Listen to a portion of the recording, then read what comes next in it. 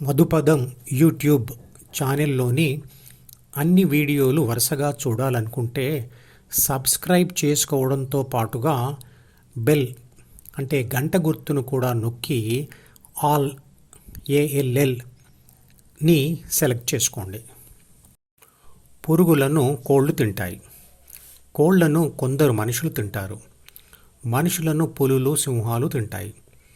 పురుగులు, కోళ్ళు, మనుషులు, పులులు అన్నీ దేవుడు సృష్టించినవే.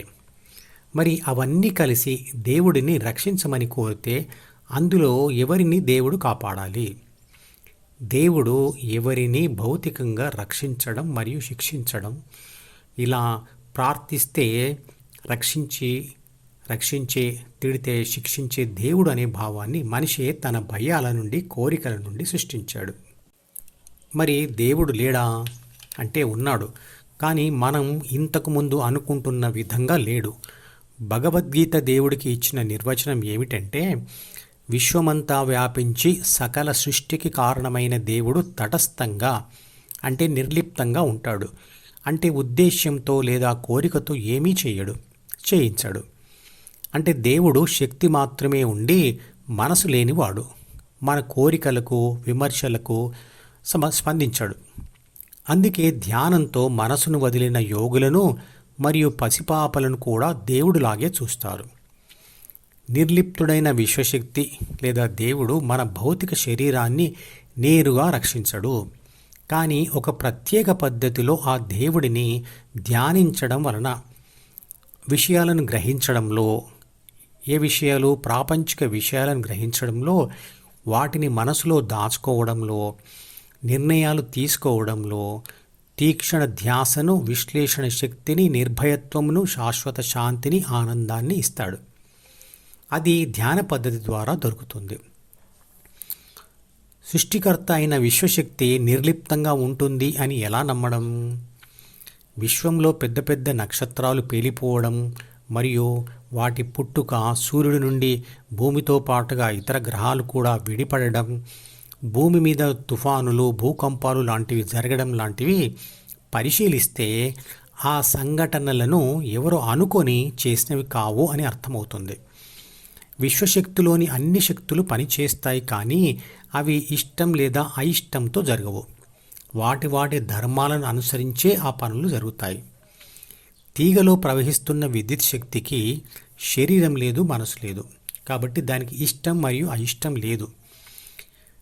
ఇంట్లో కరెంట్ ఉన్నంత మాత్రాన మీరు చర్చిలో పాస్టర్ అయి ఉంటే, లేదా మసీదులో ఇమాం అయి ఉంటే, లేదా గుడిలో పూజారి అయి ఉంటే మీరు మంచివారు కాబట్టి మీకోసం ఫ్యాన్ తానంతట తానే తిరగదు.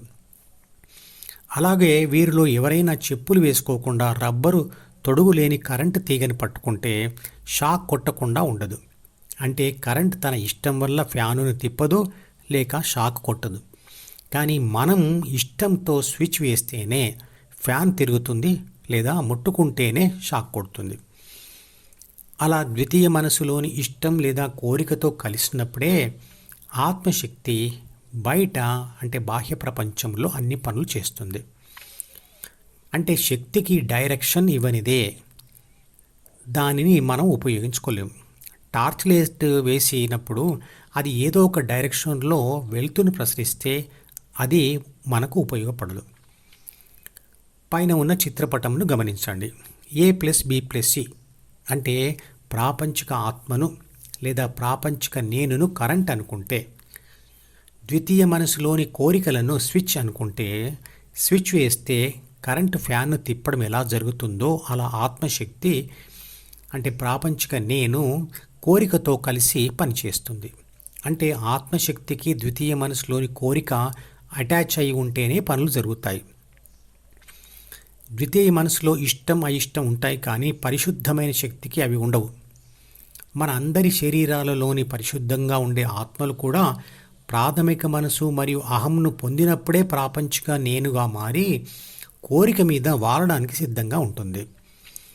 పసితనంలో అందరి ఆత్మలు నిర్లిప్త శక్తులే, కానీ పెరుగుతూ ఉన్న శిశువులో ద్వితీయ మనసు ఏర్పడి దానికి అతుక్కున్న ప్రాపంచిక నేను లేదా ప్రాపంచిక ఆత్మ నిర్లిప్తత కోల్పోయి వికృతంగా ప్రవర్తిస్తుంది.